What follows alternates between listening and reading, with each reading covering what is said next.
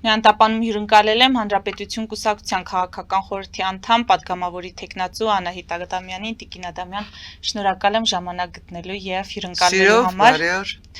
Օրվա թերևս ամենակարևոր լուրից սկսենք մեր հարցազրույցը, խոսքը ԱՄՆ պետքարտուղար Մարկո Ռուբիոյի Հայաստան այցի մասին է, այսօր է գալու Հայաստան, ծրագրված է երկկողմ փոխըմբռնման հուշագրի ստորագրում, սակայն փաստաթղթի բովանդակության հետ կապված տեղեկություններ չեն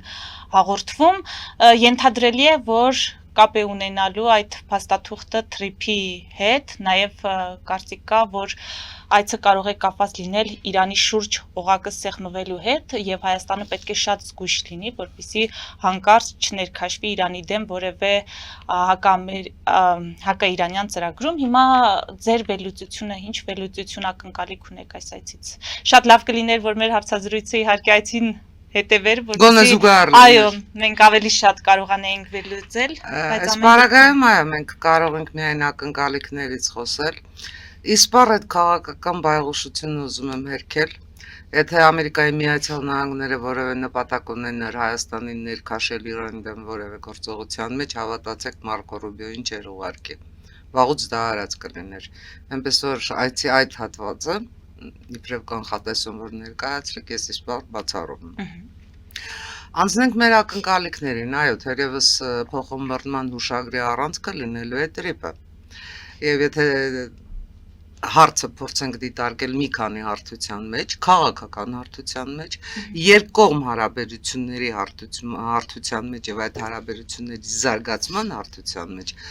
այս պարագայում մեր ակնկալիքները շատ մեծ են։ Եվ այդ ակնկալիքները, մեծ ակնկալիքները անհիմն չեն, որովհետև տեսեք Ամերիկայի Միացյալ Նահանգների պետքարտուղարը թեկուզ Նյու Դելհիից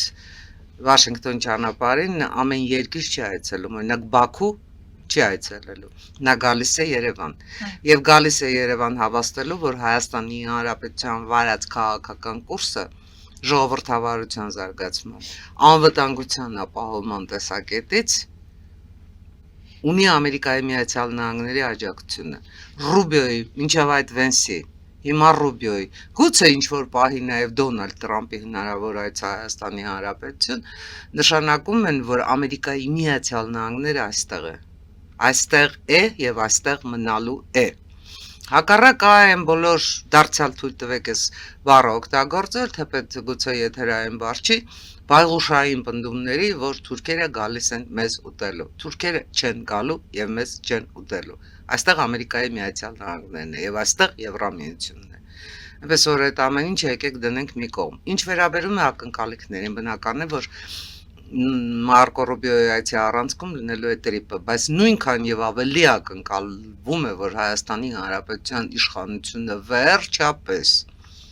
մինչև դարավերջ չի հասցնի այդ գործը եւ միջուկային համաձայնագրի շրջանակներում Ամերիկայի Միացյալ Նահանգների հետ մոդուլային ԱԵԿ-ի պայմանագիր կկնքի, որովհետև դա կլինի լավագույն սպառիչ պատասխանը նաև Ռուսաստանի Դաշնությունից, այս արդեն համարյա 1 ամիս ռեժիմով հնչող սպառնալիքներին կփակենք, կարկել ենք, կթանկացնենք։ Այո, այդ դրա լավագույն պատասխանը եւ սպառիչ պատասխանը կլինի։ Ես կարծում եմ, որ Մարկո Ռուբիոյի կարճատև այցի ընթացքում անպայման քննարկվելու է նաև ճանապարհների ապաշրջափակման հարցը։ Եվ միանշանակ է, որ քննարկվելու է Հայաստան-Թուրքիա հարաբերությունները։ Այդ տեսեք Թուրքիան հայտարարեց Կարս-Գյումրի երկաթուղու Հայաստանի երկաթուղու վերագործարկումը եւ Հայաստան մտնելու ազատ հնարավորությունները, դուք կարծում եք դա հայ-թուրքական բանակցությունների հենքով արված հայտարարություններ, միանշանակ է, որ այստեղ եղել է Ամերիկայի Միացյալ Նահանգների միջամտությունը եւ Ամերիկայի Միացյալ Նահանգների գուցե թե նաեւ պարտադրանքը Թուրքիային։ Այսինքն այս ամեն ինչի հիմքում դրված է Ամերիկայի Միացյալ Նահանգների քաղաքական աջակցությունը, իսկ Ամերիկայի Միացյալ Նահանգների քաղաքական աջակցությունը հենց այնպես չի տրվում։ Սա փող շահավետ համագործակցություն է, որովհետև Ամերիկայի Միացյալ Նահանգներին այս տարածաշրջանում միանշանակ պետք է խաղաղություն։ Միանշանակ պետք է խաղաղություն եւ պատերազմի բացառում, ինչը եւ Ամերիկայի Միացյալ Նահանգները անում է։ Տեսեք 2020-ից հետո ընդամենը անզեն եվրադիտորդների այցը կասեցրեց Ադրբեջանի մեծ ու փոքր ագրեսիաները կասեցրեց պատերազմի հնարավոր հավանականությունը։ Հիշենք նաև, որ 2020-ից հետո Ամերիկայի Միացյալ Նահանգների դեսպանը համարյա չէր գալիս Երևան եւ իր օրերը անցկացնում էր Սյունիքում։ Այո։ Հիշենք այդ ամեն ինչը ու հիմա չասենք, որ որևէ բան չեն անում, Ռուսաստանն է մեր անվտանգության երաշխավորը։ Այս ընթացքում հնչել են նաև բազում абսուրդ տեսակետներ առայն, որ Հայաստանի Հանրապետության անվտանգության երաշխավորը պետք է լինի Իրանը։ Գիտեք, սա абսուրդների абսուրդն է։ Մի երկիր, որ ինքը իր անվտանգությունը չի կարողանում երաշխավորել, ինչպես պիտի հարևանի անվտանգության երաշխավոր լինի։ Բայց ես ուզում եմ անմիջապես անդրադառնալ Ռուբիոյի այցին։ Ես կարծում եմ, որ շատ ճիշտ կլիներ, եթե Հայաստանի Հանրապետության աջենդայում լիներ պարտադիր նաև երկաթուղու խնդիրը, որովհետև ակնհայտ է, որ Ռուսաստանի Դաշնությունը կոնցեսիոն կառավարման հանձնված իր պայմանագրային պարտավորությունները չի կատարել եւ չի կատարելու։ Ռուսաստանի Դաշնության համար դա ոչ միայն ֆինանսական անհնար խնդիր է, որտեղ իրենց երկաթուղի սնանկացման եզրն այլ դա քաղաքական անլուծելի խնդիր է։ Ռուսաստանի Դաշնության խնդիրների խնդիրը Հայաստանի Հանրապետությունում տրիպի գործարկում թույլ չտալն է։ Ուրեմն եւ Ռուսաստանը բնականաբար որևէ քայլ չի անելու տրիպի շրջանակներում երկաթուղու աշխատանքի համար։ Մենք այդ խնդիրը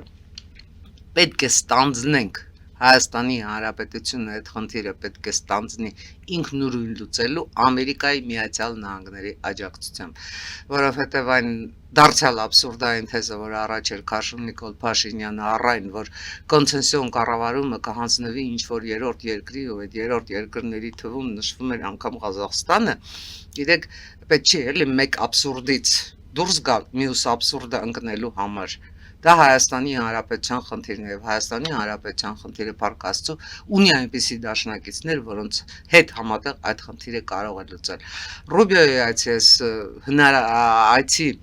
ամբողջ ակնկալիքները ամփոփելով ես ուզում եմ ասել, որ Ռուբիոյի այցը նաև ունի մեծ քաղաքական նշանակություն։ Եկեք հաշվի առնենք, որ սա տեղի է ունենում ընտրություններից հենց դա է ուզում հարցնել 10 օր առաջ։ ԱՄՆ-ն ակնկալել, որ այսինքն ենթադրել, որ ԱՄՆ-ն այս այցի իրականացման առումով խաղաղության կառուցումը տեսնում է Նիկոլ Փաշինյանի իշխանության հետ տարածաշրջանում։ Իսկ դա ում համար էր գաղտնիք, որ դա առանձնապես գաղտնիք չէր, եթե դա այդպես չլիներ Հայաստանի Հանրապետություն չէր գա Վենսը։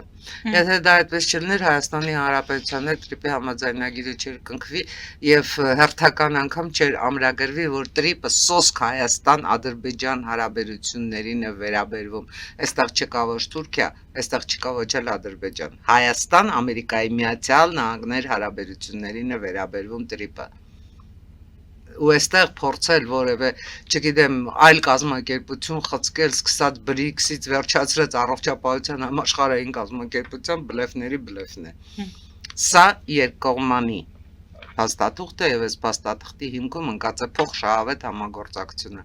Ամերիկայում պետք է որ տարածաշրջանում բացառվի պատերազմը լինի խաղաղություն, բացվեն ճանապարհները, որտեղ տրիպը ոնց ուզում եք վերցրեք միջին միջանցքի մաս է։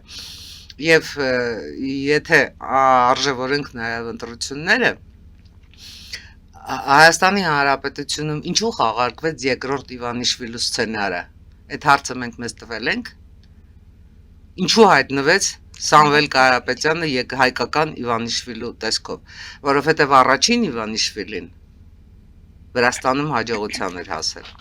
Եթե հիմա Հայաստանի Հանրապետությունում ես դրանում խորապես համոզված եմ, Հայաստանի Հանրապետությունում հայկական Իվանիշվիլու տապալումը նշանակում է, որ միջինասիական հանրապետություններում այլևս այս սցենարը չի գործարկվելու, որովհետև Վրաստանից հետո այդ սցենարը պարտվեց նաև Մոլդովայում։ Իլան Շորը ոչինչի չհասավ, ոչինչի չի հասնելու նաև Սամվել Կարապետյանը։ Առավել եւս, որ ասենք Իլան Շորը չուներ բազմաքաղաքացիության հանգամանքը։ Բայց այստեղ կա մեկ այլ հանգամանք, որի մասին ես չեմ կարող չխոսել, թերևս դա Ռուբիոյի այցին ընդհանրապես չի վերաբերվում։ Տեսեք, հակակոռուպցիոն կոմիտեն առաջ օրը 1 հաղորդագրություն, հիմա օրը մի քանի հաղորդագրություն ռեժիմով անդադ մեզ ներկայացնում է առերևույթ կաշառատվության եւ կաշառակերության դեպքեր։ Ամենօրյա ռեժիմով, երբ բացում ես լրահոսը, ինչ որ մեկ դեպք բացահայտվում է։ Լավ եկեք հասկանանք, իսկ հետո այս գետը, որ անverջ հորդում է, Փողերի եզրակացությունը, որը պետք է լինի այս ամեն ինչից։ Արդյոք հերթական անգամ իշխանությունը այս ամեն ինչի պատասխանատվությունը դնում է ժողովրդի վրա։ Այսինքն իրազեկում է ժողովրդին, տեսեք ովքեր են ձեր հնարավոր ընտրյալները եւ գնացեք ու ճիշտ ընտրություն արեք։ Եթե իշխանությունը իր քայլերը, իր գործողությունները պատվիրակում է ժողովրդին, դա նշանակում է պետության պարտության խոստովանություն։ Դա նշանակում է, որ պետական կառույցները կամ օրենսդրորեն են սահմանափակված, կամ քաղաքական կամքի բացակայություն է, որովհետև եթե կան այդքան փաստեր, այդքան ձերբակալվածներ, այդքան քրեական գործեր են հարուցված եւ այդքան հաղորդումներ են ներկայացվում, եկեք հասկանանք ինչու է այդ ամեն ինչը արվում առանց որևէ վճռի։ Կարող եք ինձ թվարկել գոնե մեկ մարդու անուն, որը այս բացահայտումների հետևանքով դատարանի վճռով պատժված է։ Հիմա միայն չասեք, որ դատական process-ները կարող են ձգվել 6 ամսից 1 տարի եւ այլն։ Եթե այդպես է, ուրեմն մեր դատական համակարգն էլ այո, իր տեղում չէ։ Մեր դատական համակարգն էլ այո, չի կարողանում գործել իրավիճակին համարժեք, որովհետև ընտրությունները 2036-ի հունիսի 7-ին չեն, 2026-ի հունիսի 7-ին են։ Եվ Հայաստանի Հանրապետության իշխանությունը այս ամբողջ ընթացքում շատ լավ գիտեր, շատ լավ տեղեկացված էր, ձեզնից ու ինձնից ավելի, Հայաստանի Հանրապետության յուրաքանչյուր քաղաքացուց ավելի, թե Ռուսաստանի Դաշնությունը հիբրիդային ինչ հարձակումների, ինչ գրոհների է պատրաստվում, ու իշխանությունը պարտավոր էր օրենսդրորեն պաշտպանել ժողովրդավարական ընտրության իր իրավունքը։ Պարտավոր էր կենտրոնական ընտրական հանձնաժողովին տալ այնպիսի լիազորություններ, այնպիսի իրավասություններ, որ կենտրոնական ընտրական հանձնաժողովը, ինչպես դա եղավ Մոլդովայում, այն նման հանցադեպ ունեցող կուսակցություններին ինքը կարողանար դուրս բերել ընտրություններից։ Մենք դա չենք կարողանել, մեր կենտրոնական ընտրական հանձնաժողովը այդ լիազորությունը չունի։ Այո, պարտավոր էր չի արել Տիկին Ադամյան, հետևաբար ընտրությունը թողնված է կամ պատասխանատվությունը թողնված է հայ ընտրողի ուսերին եւ ակնհայտ է, որ դուք էլ խոսեցիք այդ Ռուսաստանից ամենօրյա ռեժիմով հնչող այդ սպառնալիքների տեղատարափին, որին մենք ականատես ենք լինում, փաստորեն ներսում են միանում քաղաքական դերակատարները իդեմս Ծառուկյանի, Ռոբերտ Քոչարյանի, Սամվել Կարապետյանի, Բաքվի բանտից Ռուբեն Վարդանյանի եւ մենք հիմա մեր հարցազրույցի շրջանակում պետք է փորձենք հիմնավորել, թե ինչու պետք է հայ ընտրողը այս սպառնալիքներից, այս հիշեցումներից չկաշկանդվի եւ գնա ճիշտ ընտրություն անի, որովհետեւ սպառնալիքների դեպքում մենք չգիտեմ, մենք ինչպիսի ապագա ենք ունենալու, եթե այս սպառնալիքները հասնեն իրենց նպատակին եւ հայ ընտրողը վախենա տնտեսական սահմանափակումներից, հնարավոր պատերազմից, ադրբեջանական այդ օկուպացիայից եւ այլն։ Գիտեք, այդ ձեր հարցի առանցքային բառը եթե, որովհետեւ կա որոշակի սպառնալիքների շղթա, որոնց նպատակն է Հայաստանի Հանրապետության միջին վիճակագրական ընտրողին, հենվելով Հայաստանի Հանրապետության տարածքում գործող իրենց տրոյական ձիերի վրա, խուճապի ու տագնապի անկայունության մթնոլորտ ստեղծել։ Ընտրողին վախեցնել, դու գազ չես ունենա, գազը, որ քեզ տրվում է իբր թե $170, իրականում հաշվի առնելով սահմանից այս կողմ անցնելը, դա դառնում է $400, ոչ թե $170, որը արդեն միջին եվրոպական գազի գինն է, այնպես որ դրանով մեզ ընդհանրապես հնարավոր չի վախեցնել, պարզապես մենք ֆիքսելու ենք իրական գինը, եւ վերջին հաշվով մենք ունենք նաեւ Թուրքմենիայի տարբերակը, որովհետեւ նախքան Ռուսաստանից գազ գնելը Հայաստանի Հանրապետության անկախության առաջին շրջանում Հայաստան էր մտնում թուրքմենական գազը։ Մենք կարող ենք վերադառնալ այդ տարբերակին ու դա մեզ համար կարծում եմ առանձնապես բարդություն չի ներկայացնում անհրաժեշտության դեպքում։ Սպառնալիքներից մեկը վերացավ։ Երկրորդ սպառնալիքը անվերջ փակվող բացվող լարսն է, բայց մենք ունենք արդեն այլ ընտրանքներ։ Մենք ունենք արդեն այլ ընտրանքներ եւ գիտեք, եթե լարսը էլի շարունակվի օրը մեջ փակվել, բացվել, դա արագացնելու է հայ-թուրքական սահմանի բացումը վստահաբար։ Ադրբեջանի հետ մենք ունենք ազատ արդեն անցուդարձ բեռների տեղափոխում, մենք ունենալու ենք նաեւ Արագի մեջ բացվող հայ-թուրքական սահման։ Այսինքն մենք լոգիստիկ այդ խնդիրն էլ լուծեցինք։ Ինչ վերաբերում է արդեն տարբեր մթերքներին, իսկ մենք ինչքան ենք այդ մասին խոսել։ Փորձեք հիշել ձեզ այդ հարցազրույցներում, իբրև Հանրապետություն կուսակցության առաջարկ, ինչքան եմ ես այդ թեմայով խոսել, ինչքան եմ ասել, որ ԵԱՏՄ-ում մենք որևէ հեռանկար, որևէ զարգացում չունենք։ ԵԱՏՄ-ն ոչ նոր տեխնոլոգիաներ ունի, ոչ ներդրումներ ունի։ ԵԱՏՄ-ն ընդամենը մեկ կոռուպցիոն սխեմայով գործող շուկա է, որտեղ ոչ թե տնտեսական շահերն են գլխավորը, այլ քաղաքական սպառնալիքները։ Իր ամբողջ գործունեության ընթացքում Եվրոպային, Ռուսաստանի Դաշնությունը գազը մատակարարել է իբրև քաղաքական վառելիք։ Որևէ երկրի հետ որևէ խնդիր ունեցել է, գազը կտրվել է, կամ գազի գինը բարձրացել է։ Ռուսաստանը նույնքեւ վարվում է ոչ միայն գազի, այլև բոլոր մյուս ապրանքների հետ։ Եվ ես կարծում եմ, որ այս գործընթացները, որքան էլ որ բացասական ազդեցություն ունեն, իրենց հիմքում, իրենց խորքում շատ դրական ազդեցություն ունենալու, եւ մենք դեռ Ռուսաստանին իրենց քաղաքական շանտաժի համար շնորհակալություն ենք հայտնելու, որովհետեւ վերջապես արդեն հարկադրաբար հայ ետին խելքով տնտեսվարողները տեղից շարժվելու են ու հասկանալու են, որ իրենց պետք է նոր լոգիստիկա, որ իրենց պետք է սպառման նոր շուկաներ, եւ այդ սպառման նոր շուկաներում ընդամենը փորձագիտական լաբորատորիաների առկայության պարագայում, սերտիֆիկատ ստանալու պարագայում,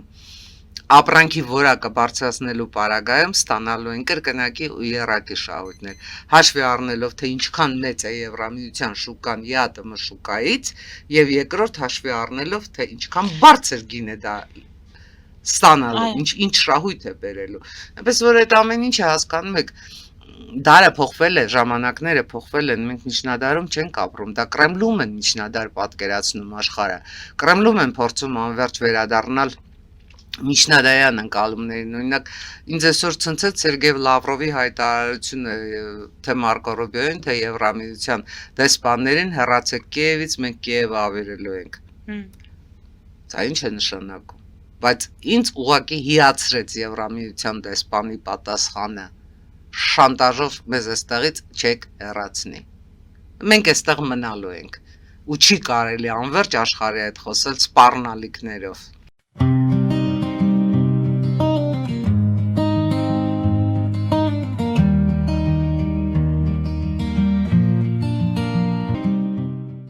Ֆելիչե ժամանակակից ատամնաբուժական կլինիկա։ Այստեղ հարմարավետությունն ու խնամքն առաջնային են։ Այստեղ կիրառվում են ատամնաբուժական ամենաժամանակակից տեխնոլոգիաներ, ճշգրիտ ախտորոշում, արդյունավետ բուժում, նուրբ փորձառություն եւ անհատական մոտեցում։ Սկսած սովորական մանրուքներից մինչև առաջադեմ ընթացակարգեր, այստեղ դուք գտնվում եք բարձր որակավորում ունեցող եւ փորձառու ատամնաբուժական մասնագետների ձեռքերում։ Մեր բարեկամական եւ հյուրընկալ անձնակազմն այստեղ է յուրաքանչյուր այցը հաճելի դարձնելու համար։ Ֆելիչե, ձեր առողջ եւ ամենաերջանիկ շպիտը սկսվում է այստեղից։ Եկեք եւ բացահայտեք նորարարության, փորձագիտության եւ կարեկցանքի կատարյալ համադրությունը։ Երևան Փոստը Գրանադա Հյուզում տեղեկացնում է։ Դրամական փոխանցումներ 1%-ով։ Օդանավով 1 փաունդը 2.99։ Նավով ուղարկեք 1 արկղ, երկրորդ արկղը անվճար։ Ավտոմեքենաների փոխադրում անհավատալի արժեքներով։ Ինչպես նաև կահույք եւ մեծ չափի բեռների փոխադրում։ Ջակփաթ հագուստի խանութը երկրորդ մասնաճյուղն է բացել Գլենդելի սրտում, որտեղ կարող եք ձեռք բերել եվրոպական եւ ամերիկյան ընտիր հագուստեղեն, կոշկեղեն, աքսեսուարներ, պայուսակներ ամենահարմար արժեքներով։ Նաև կարող եք ցանկացած ապրանք պատվիրել եւ ձեռք բերել կարճ ժամանակում։ Ջակփաթի Գլենդելի հասցեն է 1135 North Pacific Avenue, հեռախոս 818 813 2252։ Ջակփաթ հագուստի լավագույն կենտրոնը Գլենդելում։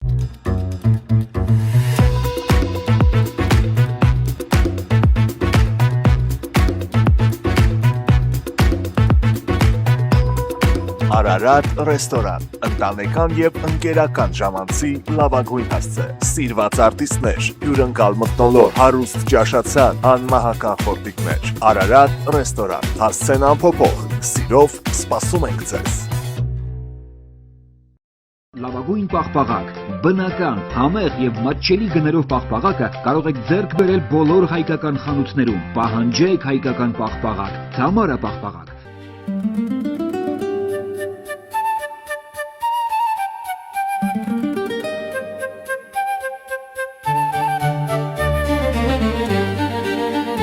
Նոյան տապան տպարան, Նոյան տապան հրատարակչություն, շարվածքից մինչև տպագրում, զանգահարեք, գրեք, այցելեք, միասին պատրաստենք ձեր գիրքը, ամսագիրը կամ թերթը, որտեղ նշվելու է, տպագրված է Նոյան տապանում։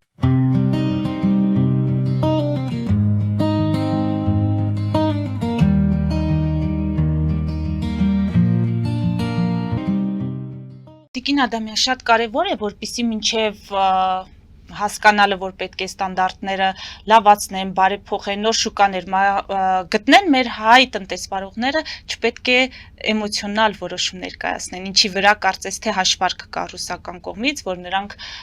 կարող են բողոքի ակցիաներ, անհնազանդության ակցիաներ իրականացնել, սրան եթե գումարենք Քոչարյանի հայտարարությունը ասում է, եթե այո, եթե փորձեն մեջ բերել, ասում է, եթե փորձեն լկտիաբար հաղթանակը տանել մեզանից, ստանալու են հեղափոխություն, այսինքն սրա տողատակում արդյոք ռուսական կողմի մտադրություն չկա, եթե մենք հիշում ենք Զատուլինի նաև հայտարարությունը, որ ասում էր, եթե Փաշինյանը վերընտրվի, մենք այդ արդյունքները պարզապես չպետք է ճանաչենք, հիմա մեր տնտեսվարողներին բացարձակապես ձեզ հետ համաձայնեմ։ Խնդիր, որպեսզի չտրվեն Փորձեմ ձեզ էմոցիաներին։ պատասխանել Պուտինի խոսքերով։ Нравится, не нравится, терпи, моя красавица։ Սա Հայաստանն է։ Սա Հայաստանն է։ Սա 21-րդ դարի առաջին քառորդն ավարտող Հայաստանն է։ Եվ այնինչ հոկտեմբերի 27-ով կասեցվեց, հիմա այլևս հնարավոր չի կասեցնել, որովհետև հիմա մենք ունենք իրական դաշնակիցներ, որովհետև այդ իրական դաշնակիցների հետ ունենք շահերի համադրում, այն պարագայում, երբ Ռուսաստանի դաշնությունը վաղուց, հիմա արդեն շատ անթակույց, բայց այդ 27-ից հետո անցած տասնամյակներում վարել է զուտ հայկական քաղաքականություն։ Պարզապես մենք այդ հայկական քաղաքականությանը չենք տվել իր իրական անունը։ Չենք տվել իր իրական անունը։ Մենք դա անվանել ենք բարեկամություն, համագործակցություն, Սեփական շահերի պաշտպանություն, որովհետև մեր իշխանությունները չեն եղել լեգիտիմ։ Այստեղ մենք բախվում ենք լեգիտիմության խնդրին։ Եվ հիմա այս բոլոր հայտարարությունների հիմքում, նաև երկրորդ նախագահի հայտարարության հիմքում ընկած այն հանգամանքը, որ Հայաստանի Հանրապետությունում չպետք է լինի լեգիտիմ իշխանություն։ Ընդհանրապես Ռոբերտ Քոչարյանը հեղափոխության ռեսուրս ունեն, թե չունեն։ Ռոբերտ Քոչարյանը, որ անգամ լեգիտիմ չի եղել իբրև նախագահ Լեռնային Ղարաբաղում, արդեն չասեմ Հայաստանի Հանրապետության մասին, դա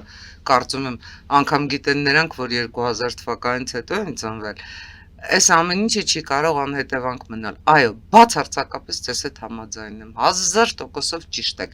Այս ամեն ինչի հիմքում ներքին անկայունությունն է։ Այս ամեն ինչի հիմքում հետընտրական գործընթացներ հարուցելն է, որպեսզի այն բոլոր մարդիկ, որոնք ժամանակավոր դժվարություններ են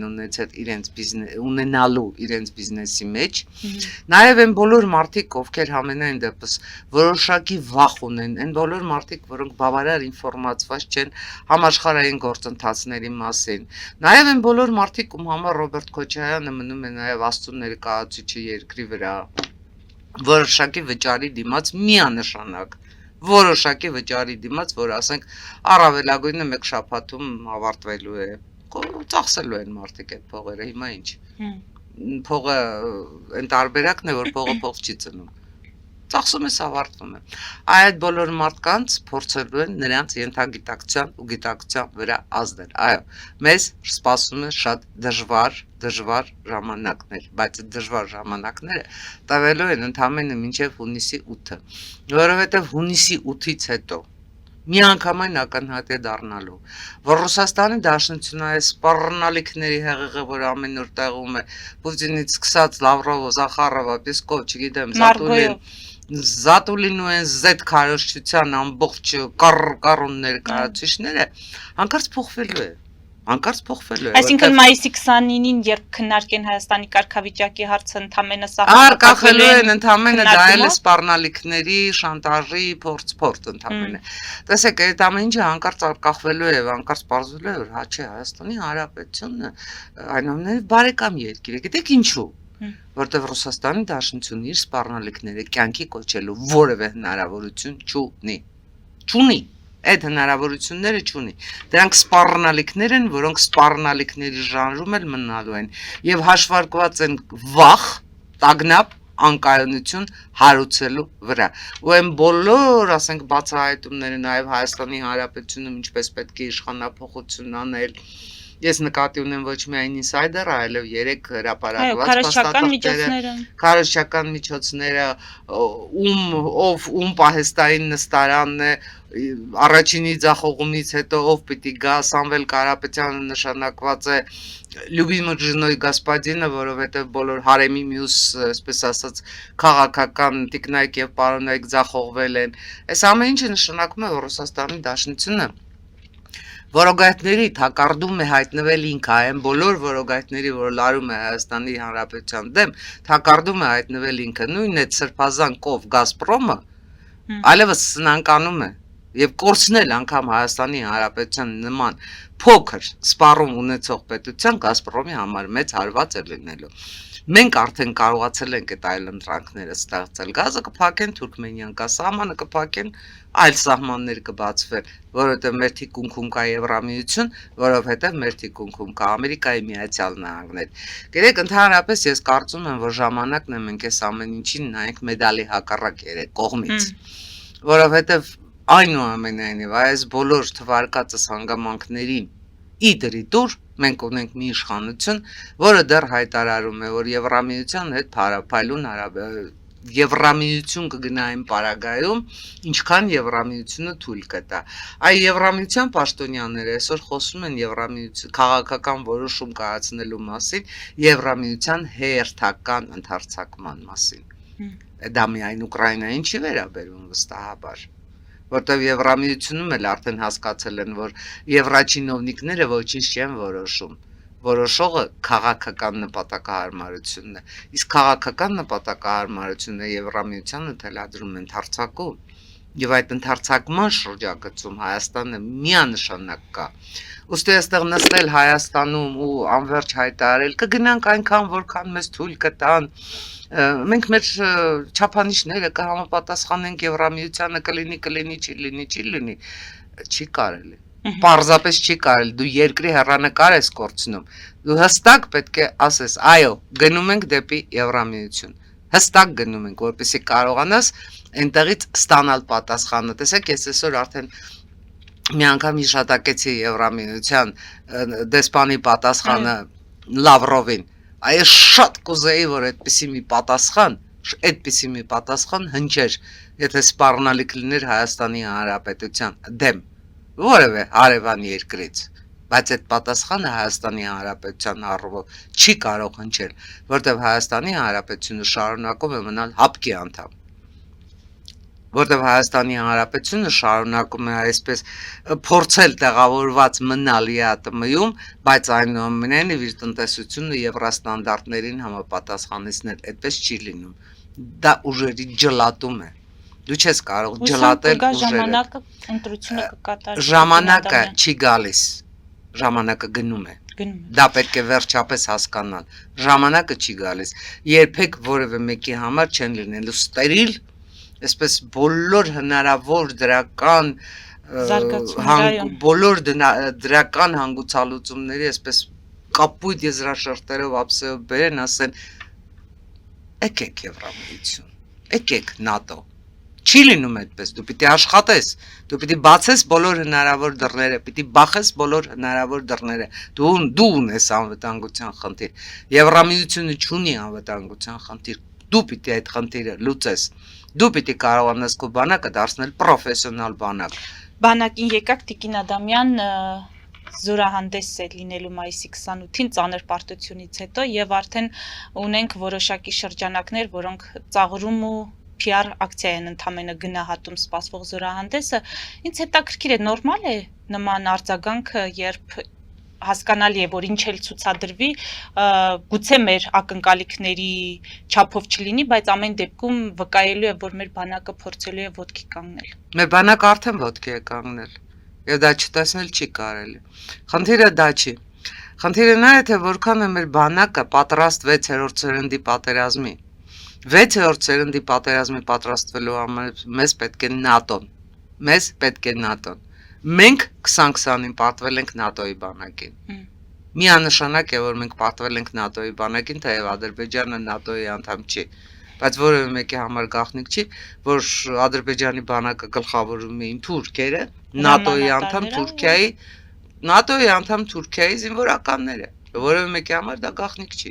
Մեզ պետք է ՆԱՏՕ-ի ռազմավարությունը, ՆԱՏՕ-ի մարտավարությունը, ՆԱՏՕ-ի չափանիշները։ Դա է մեզ պետք։ Գիտեք, ձեր ասած ինձ շատ հաճելի, շատ թանկ ու շատ, ինչ ասեմ, տաք հիշողություն բերեց։ 1999 թվականի սեպտեմբերի 21-ին Հանրապետության հրապարակում Շքերթը, երբ ամբիոնին Վազգեն Սարգսյանն էր, Կարեն Դեմիրճյանը եւ պաշտոնի բերումով Ռոբերտ Քոչարյանը։ Գիտեք, այդ Շքերթից հետո, երբ ամբողջ ռազմական տեխնիկան անցավ, երբ զինվորները անցան, իմ ուշադրությունը գրավեց, չգիտեմ ինչու մի հանգամանք։ Փոքր երեխաները վազվզում էին այդ հրապարակում, ինչ որ բաներ էին հավաքում։ Մեկին կանգնեցրի ու ասի, «Էդ ինչ ես գտել»։ Ու ինձ ափի մեջ պարզեց մի նալ։ Զինվորի ճտկակոշիկից պոկված մի նալ։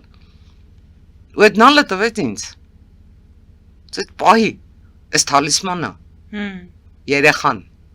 զինվորի,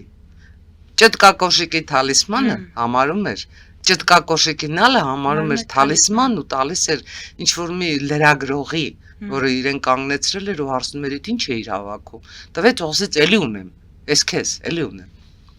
այդ թալիսմանի զգացողությամբ պետք է վերաբերվել հայրենիքին, ոչ թե դնելու, այս չի, մեր բանակը պարտվել է, մենք պարտվել ենք, մենք հավերժ պարտված ենք, եթե դու մտածում ես, որ դու հավերժ պարտված ես, դու ապրելու իրավունք չունես պարզապես, առավել ևս, երբ քո այդ պարտությունը պարտադրում ես մյուսներին, այդ պարտություն պարտադրող քաղաքական ուժերը քաղաքական ասպարեզից իսկապես պետք է հեռանան, դա կլինի օրենսդրությամբ, դա կլինի ընտրողի կամքով, թե ինչպես կլինի, նրանք սպառել են իրենց գոյության իրավունքը, որովհետև Հայաստանի Հանրապետությունը ամենայն դեպս այն պետությունը չի, որ ինչ որ մի պարտությունից հետո, ցավալի, ծանր պարտությունից հետո, անգամ Արցախ կորցնելուց հետո պիտի ինքը ոչնչանա ու վերանա։